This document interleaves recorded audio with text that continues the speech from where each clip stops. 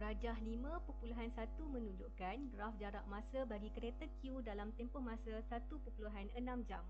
Nyatakan jumlah jarak dalam kilometer yang dilalui oleh kereta Q.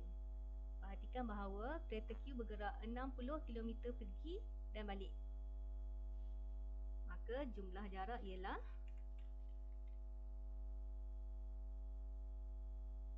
60 km tambahkan dengan 60 km.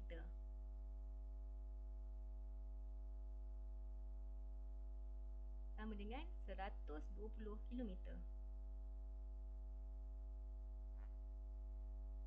Seterusnya, soalan minta kita hitung laju purata dalam kilometer per jam kereta Q.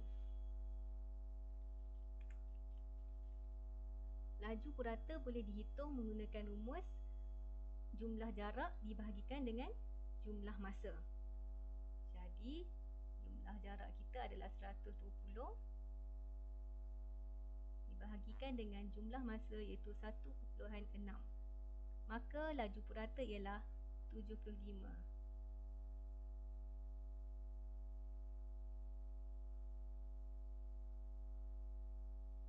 Seterusnya kita lihat soalan B. Rajah 5.2 menunjukkan graf laju masa bagi kereta R dalam tempoh masa T jam. Diberi bahawa jumlah jarak yang dilalui kereta R ialah 240 km. Nyatakan laju seragam dalam kilometer per jam kereta R.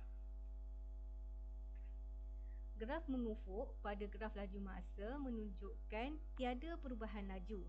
Maka laju seragam ialah 80 km per jam.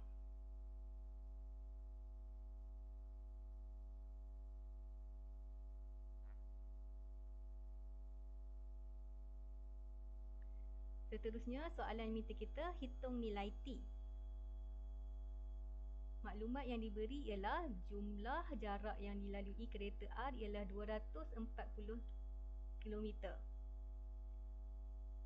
Ini bermaksud luas di bawah graf laju masa sama dengan 240 km.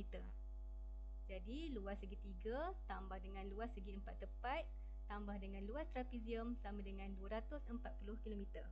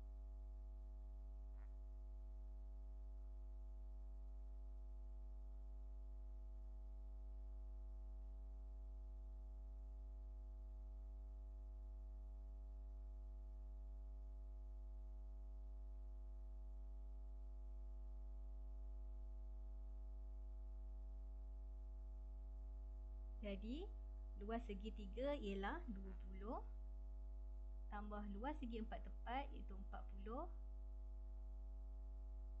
tambah luas trapezium iaitu 120 darabkan dengan T tolak 1 sama dengan 240. Selesaikan untuk mendapat nilai T.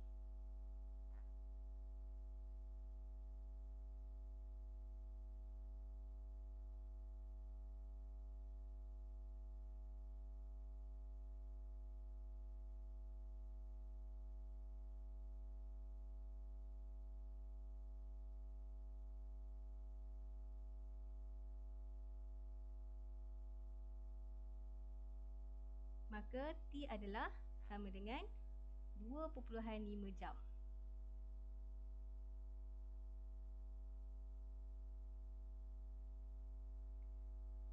Seterusnya, soalan minta kita hitung kadar perubahan laju kereta R untuk tempoh 1 jam terakhir.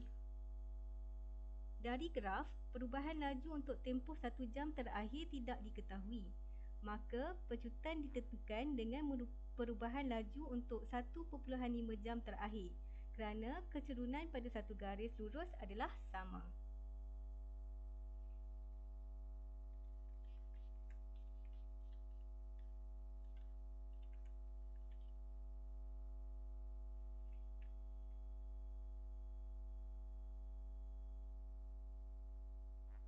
Jadi kadar perubahan laju adalah 160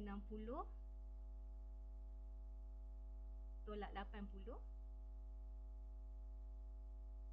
dibahagikan dengan 2.5 tolak 1 sama dengan 53.33.